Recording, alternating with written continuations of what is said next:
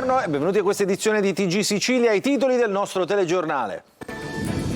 Fuori pericolo la donna sfregiata con l'acido dal marito a Palma di Montechiaro. L'aggressore, un noto pregiudicato accusato di aver abusato della figlia avuta da una precedente relazione, è ricoverato con ustioni di terzo grado. Catania e il pizzo, l'inchiesta a doppio petto che ha portato alle dimissioni del presidente di Confindustria svela che la criminalità organizzata taglieggia ancora a tappeto commercianti e imprenditori etnei, l'amarezza delle associazioni antiracket. Sant'Agata, presentata alla festa del 2024, il vescovo chiede meno passerelle e manifestazioni improvvisate per dare più spazio alla fede. A celebrare il pontificale del 5 febbraio sarà il cardinale Marcello Semeraro. Si riprende mentre corre in auto a 270 km/h sulla Siracusa-Avola. La polizia rintraccia e multa il quarantenne che aveva postato il video sui social. Vaccino anti-influenzale disponibile anche a Catania in farmacia. Sarà gratuito per i bambini fino a 6 anni e per gli over 60. Al tempo per il Ponte dell'Immacolata in arrivo una perturbazione che porterà vento e pioggia nel fine settimana in Sicilia con un drastico abbassamento delle temperature. Cresce l'attesa per il derby tra Messina e Catania, trasferta vietata per i tifosi rossazzurri. Lucarelli prepara la sfida con un occhio all'infermeria. Modica chiede continuità ai suoi dopo la vittoria contro il Monterosi.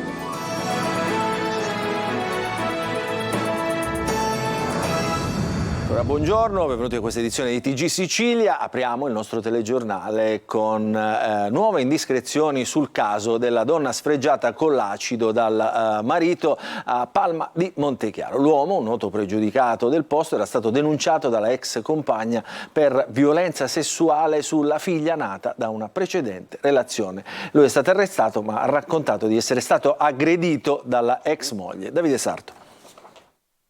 È stata interrogata dal sostituto procuratore Maria Barbara Cifalinò la donna che ieri è stata aggredita nella sua abitazione in via Fiume d'Italia a Palma di Montechiaro dall'ex marito che gli ha poi lanciato addosso dell'acido colpendola al viso e alla spalla. La cinquantenne, ricoverata all'ospedale Agrigento, dovrebbe guarire in 20 giorni. I due sono separati. La donna, che alloggia in una comunità protetta segreta, senza dare alcuna comunicazione alla polizia, si è recata nell'ex casa coniugale per prendere dei vestiti e lo zaino di sua figlia, nata da una precedente relazione. La donna ha ammesso di aver commesso una leggerezza, avrebbe avvisato il marito del suo breve e veloce rientro a casa. Il 48enne ha atteso l'ex moglie e al culmine di una lite le ha lanciato addosso dell'acido contenuto in una bottiglietta a portata di mano. L'uomo, nel corso della colluttazione, si è invece ustionato gravemente le mani e il collo e nel soccorso trasferito d'urgenza al centro grandi ustioni dell'ospedale Cannizzaro di Catania. Saro Gioacchino Morgana è in stato di arresto e indagato per lesioni personali gravissime, ma avrebbe raccontato ai poliziotti di essere stato vittima dell'aggressione da parte dell'ex compagna. L'uomo è un noto pregiudicato di Palma di Montechiaro. In passato è stato arrestato per sequestro di persona, furto, traffico e spaccio di droga. Recentemente è stato anche denunciato per presunti abusi sessuali sulla figlia dell'ex moglie. Ecco perché è stato avviato il codice rosso a loro tutela e il trasferimento di entrambi in una comunità protetta. Nessuno a Palma di Montechiaro, a parte i rappresentanti delle istituzioni locali, si sarebbe manifestato propenso a parlare di quanto accaduto a fronte forse dei precedenti di lui, già noto alle forze dell'ordine. Maltrattata per l'ennesima volta dal compagno, una donna ha trovato rifugio e assistenza nel teatro comunale di Vicari, nel Palermitano, dove si stava svolgendo una manifestazione contro, pensate, la violenza di genere patrocinata dal comune. I carabinieri presenti alla manifestazione nel teatro Sala della Libertà hanno soccorso la donna che ha chiesto aiuto e bloccato l'uomo che ha continuato però a minacciare di morte la convivente anche davanti ai militari. La recente inchiesta a doppio petto, passiamo alla cronaca, ha svelato come commercianti e imprenditori di Catania, anche eccellenti, si piegavano alle richieste di pizzo. L'amarezza delle associazioni antiracket che dicono, ci dicevano tutti che non avrebbero pagato. Ci racconta questa storia Lorena Dolci. Abbiamo percorso tutti i negozi di Corso Italia, da Piazza Europa a Via Etnea, uno solo che avesse detto che ha il problema dell'estorsione. tutti hanno detto fortunatamente non abbiamo il problema, certo se lo avessimo ci rivolgeremo alla vostra associazione. L'avvocato Enzo Guarnera, presidente dell'associazione anti-racket, antimafia e legalità, ricorda con amarezza quella passeggiata al centro di Catania per sensibilizzare i commercianti a non pagare il pizzo. A distanza di pochi mesi le carte dell'inchiesta Doppio Petto hanno svelato un'altra verità. Almeno un paio di quei commercianti cedevano alle richieste di estorsione, praticando anche sconti fino al 40% sui capi di abbigliamento. L'inchiesta è quella che ha portato alle dimissioni del presidente degli industriali di Catania, Angelo Di Martino, la cui azienda avrebbe pagato il pizzo per 20 anni. Guarnera, che per professione difende alcuni collaboratori di giustizia, sa bene che il racket agisce su tutto il territorio, foraggiando le cosche. Siamo stati qualche anno fa dalle parti di Mister Bianco, Piano Tavola, dove diciamo che il pizzo lo prendevano i martellina, gli schillaci, e tutti dicevano che il problema non l'avevano. Io so per certo, da il collaboratore fondamentale del gruppo Martellina, Francesco Squillaci, al quale poi raccontai per telefono questa cosa, dice: avvocato, ma lì tutti quanti pagavano a noi. Siamo tornati indietro di 30 anni, commentano tutte le associazioni anti-racket, quando il sacrificio di Libero Grassi aveva risvegliato le coscienze. Adesso il pizzo è tornato ad essere normalità. Il cantante neomelodico di 42 anni Pino Rosselli e il figlio di 19 anni sono stati arrestati dai carabinieri a Catania perché nella loro abitazione nel quartiere San Giorgio nascondevano in casa oltre 16 kg di marijuana, quasi 2 kg di hashish, dosi di cocaina, anfetamine, materiale per il taglio e il confezionamento della droga, oltre che un fucile calibro 12 con le canne mozzate rubato, una pistola belga calibro 38 perfettamente funzionante e cartucce di vario calibro, oltre 1.500 euro in contanti. Il 42enne, originario del popolare quartiere di Librino, con precedenti penali per reati contro il patrimonio, era già stato denunciato dai carabinieri nel 2019 per detenzione e spaccio di droga. Dopo la convalida dell'arresto, il figlio è stato rimesso in libertà. E avete visto qualche video appunto che ritraeva questo cantante neomelodico. Adesso ci occupiamo della festa di Sant'Agata, presentata all'edizione 2024, che vedrà sempre più protagonisti i giovani. Ci racconta tutto Adelaide Barbagallo. Sant'Agata è la luce del suo martirio, non un semplice evento storico ma una testimonianza di fede che i devoti e la patrona di Catania sono chiamati ad interiorizzare e vivere. In Arcivescovado la presentazione della festa di Sant'Agata, celebrazioni solenni, grandi processioni, ma no a passerelle, a danze con i veli o manifestazioni improvvisate, che tutto si svolga con spirito evangelico e di testimonianza dei valori cristiani. Questa è l'indicazione dell'arcivescovo Luigi Renna. Ma si diventa martiri quando si è coerenti con la propria fede, quando si è coerenti per non fare compromessi con il male, quando non ci si lascia corrompere, quando non si segue una mentalità che è vuota e che porta a disprezzare Dio, a disprezzare gli altri, a venir meno ai nostri doveri. I portatori di candelora sono invitati a non apporre nei ceri e orpelli quali foto, magliette. Anche gli statuti delle associazioni agatine saranno nei prossimi mesi rivisti. Chi fa parte delle associazioni agatine anzitutto le frequenti, poi deve essere molto molto stringente il fatto che non si siano avuti e non si abbiano problemi con la giustizia e che si sia lontani da associazioni di carattere politiche. Il triduo sarà preceduto il 31 gennaio con una messa per e con le donne vittime di violenza. Il 5 febbraio arriverà in città per celebrare il pontificale il cardinale Marcello Semeraro, prefetto del Dicastero delle Cause dei Santi. Il comitato lavorerà in silenziosa operosità ed oggi è la prima uscita pubblica del neopresidente. Dobbiamo fare in modo che i ragazzi devono restare qui a Catania in quanto rappresentano il nostro presente. Il sindaco chiede intensità religiosa e civile. Chi ama Sant'Agata deve dimostrare di amare anche Catania. Significa rispettare le regole stradali, significa non posteggiare in doppia fila, perché sono stanco di credere che a Catania tutto può essere fatto perché non ci sono i vigili urbani, quando poi gli stessi cittadini vanno a nord e rispettano le regole anche se non ci sono i vigili urbani. Trantino ha annunciato che non salirà sulla carrozza del Senato per dare spazio ai ragazzi che vinceranno il bando La Catania del futuro. Una festa che mira a fare sempre più spazio ai giovani. Il concerto del 3 febbraio è stato affidato agli studenti del Conservatorio Bellini. Un video registrato mentre sfreccia in autostrada nel tratto tra Siracusa e Avola a 270 km/h con un limite che invece è di 80 km/h. La polizia stradale ha rintracciato l'uomo, gli ha ritirato la patente. Francesco Loi. Siamo sui 260 e mi sa che possiamo anche fare di meglio.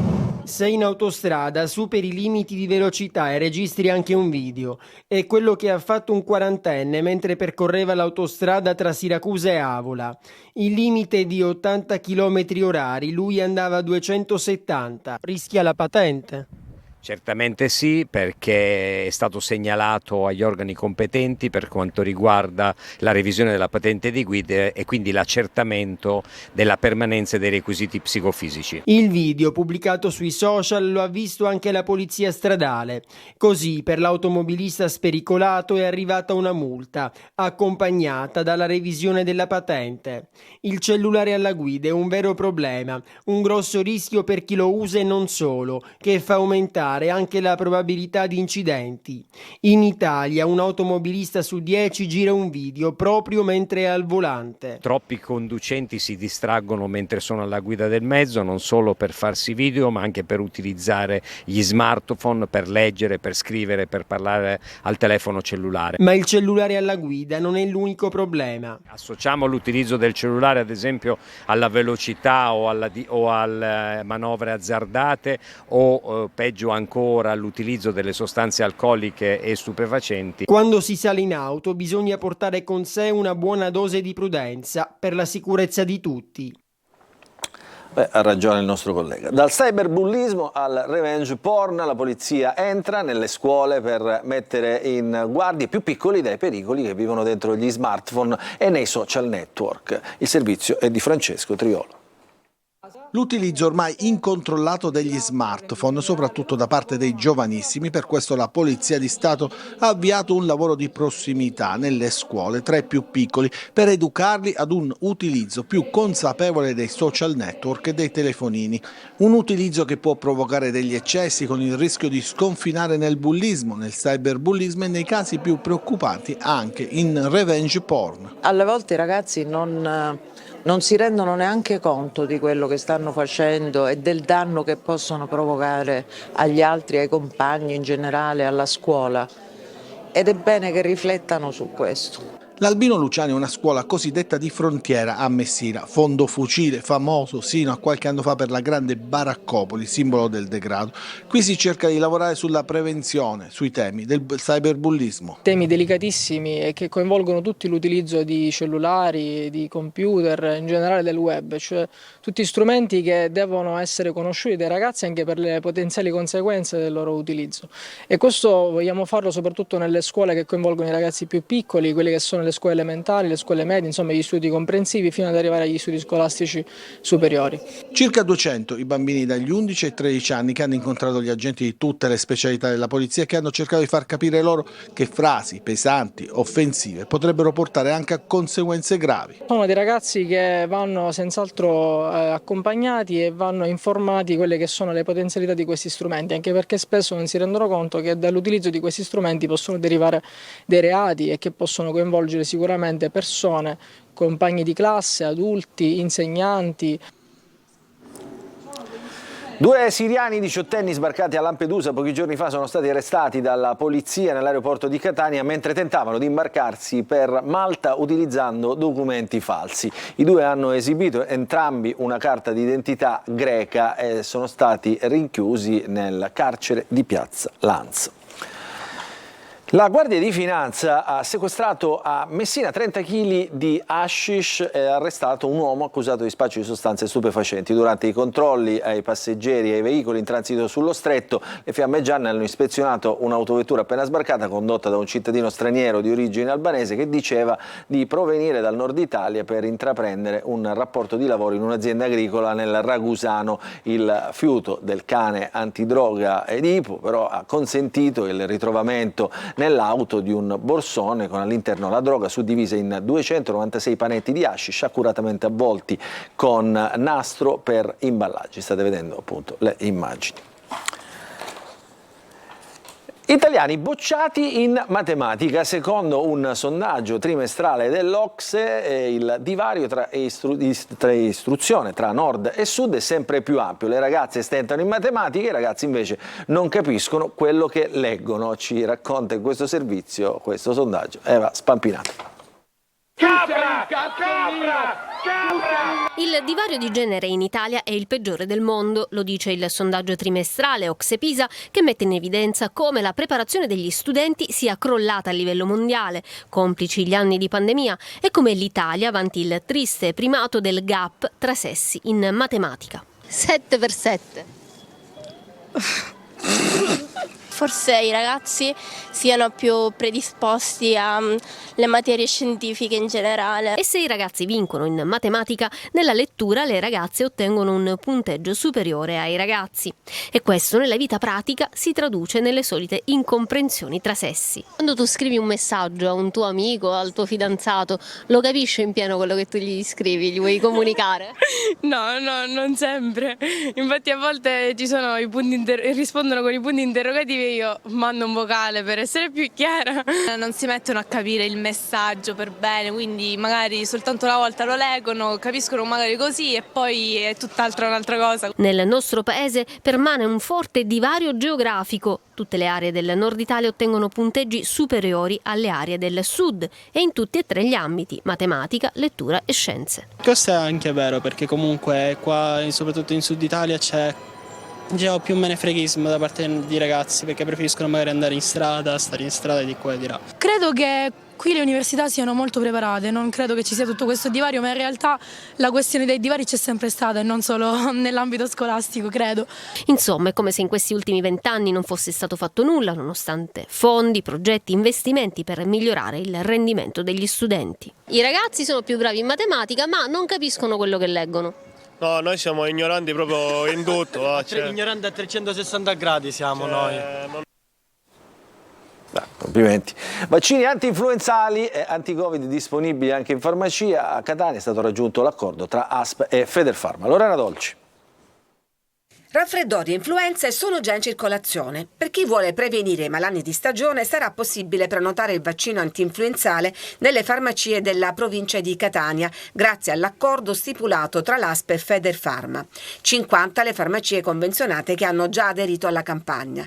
Il vaccino antinfluenzale è raccomandato e gratuito per i bimbi da 6 mesi a 6 anni e per gli anziani over 60. Inoltre per i soggetti a rischio, perché ad esempio affetti da malattie croniche. È raccomandato ma non gratuito per donne in gravidanza, addetti ai servizi pubblici come forze dell'ordine o insegnanti, per chi lavora a contatto con gli animali, per tutti coloro che vivono con persone a rischio e per i donatori di sangue.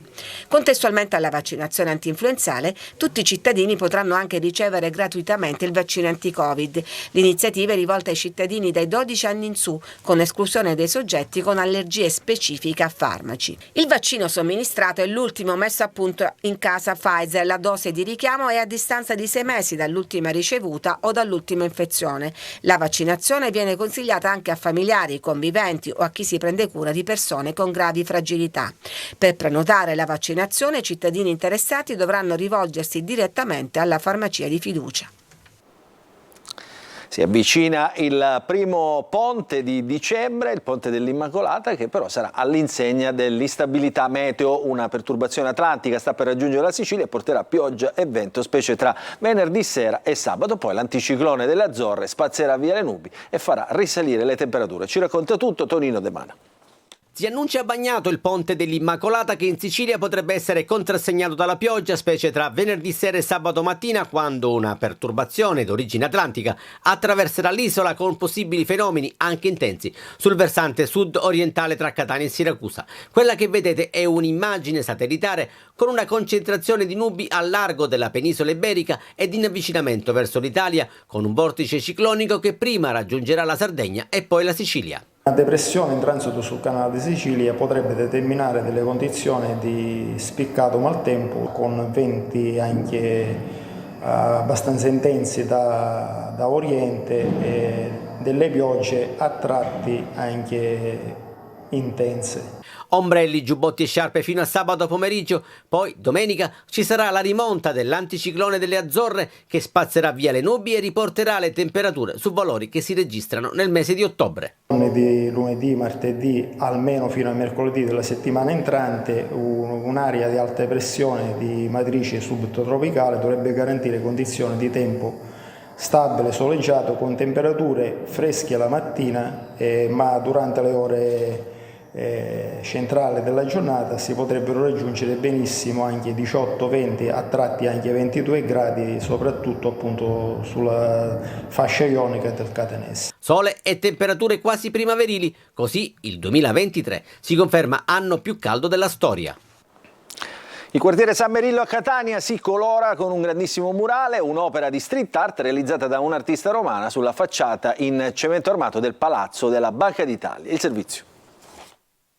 Colori allegri e luci vivaci che contrastano con il grigio del cemento armato e dei palazzi di San Berillo. Si chiama Banco di Vita ed è una grandissima opera di street art commissionata dalla Banca d'Italia per contribuire attraverso un'opera fruibile a tutti alla valorizzazione di questo storico quartiere ancora carico di problemi e degrado. Gli edifici abbandonati, chiusi, basta anche girarsi qui, si vedono, e quindi occorre uno sforzo. Noi confiniamo con un buco che da oltre 60 anni sfregia il centro storico di Catania. Ecco, noi ci auguriamo che tutte le iniziative volte a riempire questi buchi possano andare avanti. Ci sono voluti 2 mesi e un centinaio di litri di pittura per colorare la grandissima facciata di via Luigi Sturzo.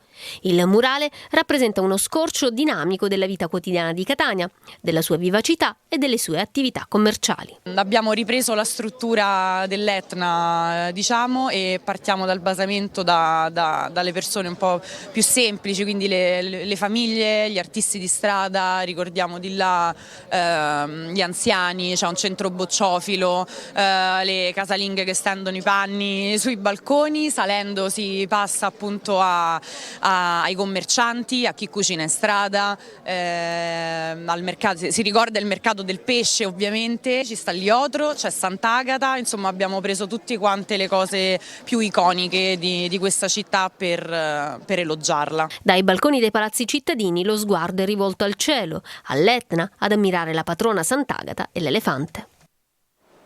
Ci fermiamo, una piccola pausa, poi il calcio.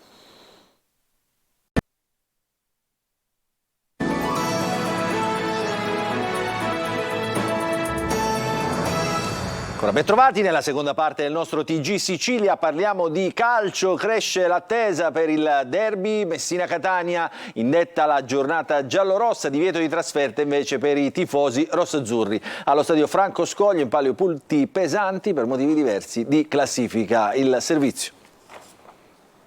Sotto con il derby che accende l'entusiasmo dei tifosi, anche se sugli spalti del Franco Scoglio non ci saranno sostenitori rossazzurri. Un divieto di trasferta che toglie sale ad un match che comunque non ha bisogno di presentazioni. Punti pesanti in palio per Messina e Catania, con gli uomini di Lucarelli che si preparano alla sfida con un occhio all'infermeria e l'altro alla Coppa Italia.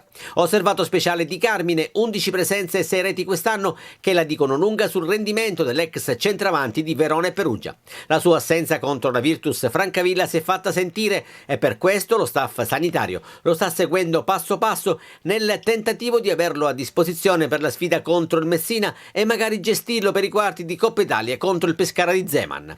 Ci sarà invece Sarao, che ha scontato un turno di squalifica per un'ammonizione presa dalla panchina e che di fatto lo ha escluso dalla gara contro i pugliesi, riducendo il potenziale offensivo degli etnei. Lucarelli, ex di turno, suona la carica e al Cibalino tiene sotto torchio un gruppo che sabato sera dovrà dare risposte anche dal punto di vista caratteriale, considerato che si giocherà senza tifosi rossazzurri al seguito. Per l'occasione la società del presidente Sciotto ha indetto la giornata giallorossa. Non saranno validi gli abbonamenti, ma ci saranno agevolazioni in tutti i settori ed in particolare per donne, ragazzi fino a 14 anni ed over 65. Cancelli aperti a partire dalle 18:45. La vittoria in trasferta sul campo del Monterosi ha dato morale e fiducia alla squadra di Modica, che ora va a caccia di una condizione continuità di risultati che possa riportare i giallorossi in una posizione di classifica più tranquilla. Dopo 5 gare senza vittorie e senza gol all'attivo, il Messina ha ripreso il cammino ed è atteso ora dalla cosiddetta prova del 9, partendo dalle certezze Fumagalli, dai possibili protagonisti Plesce e Ragusa, dagli outsider Pacciardi e dalle sorprese Franco, uomo faro che in riva allo stretto non ha ancora del tutto fatto vedere la sua luce. Questa è l'ultima notizia, il telegiornale finisce qui, prossimo appuntamento con l'informazione su Antenna Sicilia questa sera alle 20. Grazie per averci seguito, buon proseguimento di giornata a tutti.